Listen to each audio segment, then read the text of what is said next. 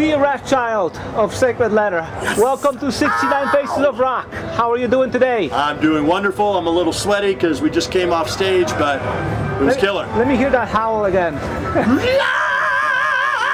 There we go. Tell me about the beginning of your band. Well, the band started originally as a three-piece before I came along, which was, I believe, in 2016.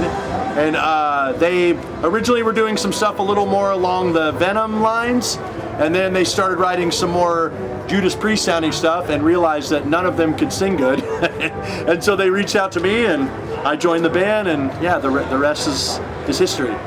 So basically, what kind of a band did you want to be once you became a member? Judas Priest. Let's just be honest. I just want to be Judas Priest. Hence the leather, the studs, the wailing vocals. All of it.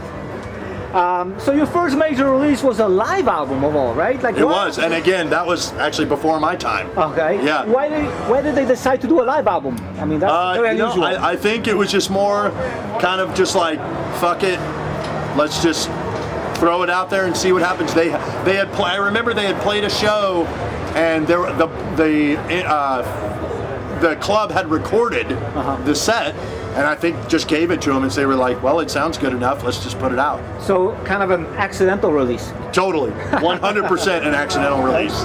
So when do you come in the picture? So I joined the band in 2016. So yeah, the band had actually started in 2015. And then I joined in 2016. Okay. You've mentioned Judas Priest before, but how would you describe the music?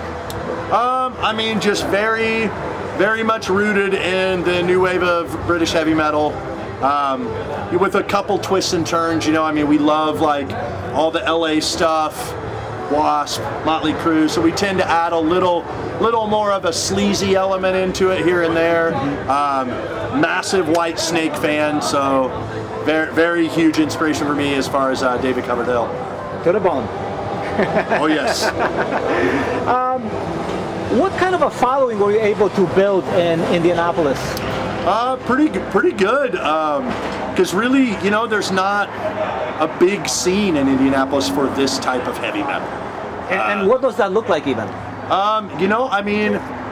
When we headline a show, we'll play a 200, 300 cap room.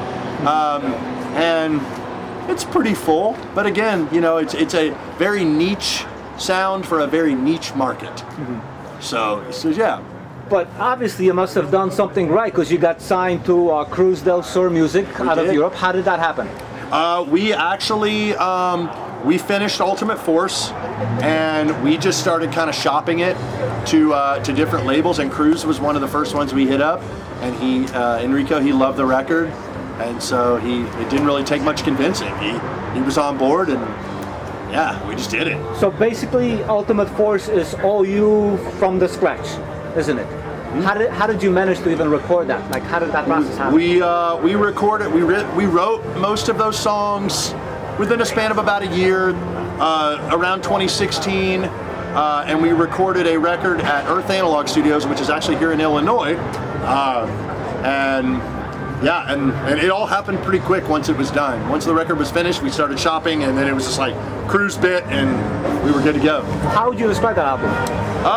Definitely, I feel like it's a little, it certainly wears a bit more of its influences on its sleeve. Mm-hmm. We were still a very, very young band as far as going for that type of sound. So we were still kind of finding our sound. But yeah. How did the album do for you? Really good, actually. I mean, we played Legions of Metal when it came out last time around. Got a lot of. Unfortunately, we never made it to Europe, but we got a lot of exposure over the European market. Any touring for that album locally? Yeah, we did. We did some touring in the U.S. Mm-hmm. Some festivals. Okay.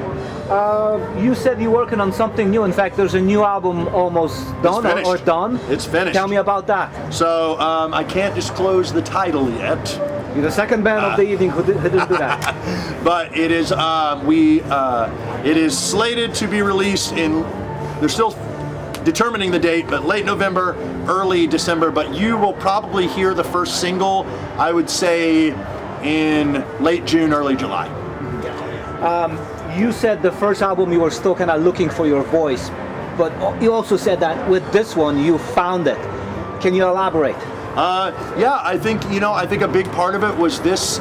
The first material was pretty much just written by a couple of people, whereas this record, it was more of a collective experience and more of everybody, using their strong suits to come together to craft the songs. And I think it is an infinitely better record as a result of that. Can you talk about the songs? Yes, absolutely. The album starts off pretty high octane, and then it's got some really cool peaks and valleys. There is definitely a song that we played tonight. It's called "Wake Me Up," which is more of a kind of bluesy, very Whitesnake influenced song, which we've never done anything quite like that before. So that, and then we've got some very, very cool twists and turns on this one. What's next for you? Well, now we just twiddle our thumbs and wait for the record to come out.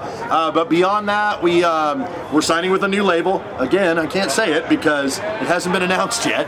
But we are signing with a new label. There should be some touring here and there a little this year, but probably more or less we're going to set our sights on 2026, because then the record will be out.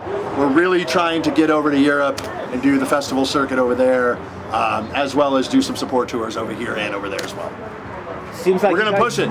You guys have a lot of great plans. We do. Good luck with everything, and thank you. Thank you very much. Ow, yow!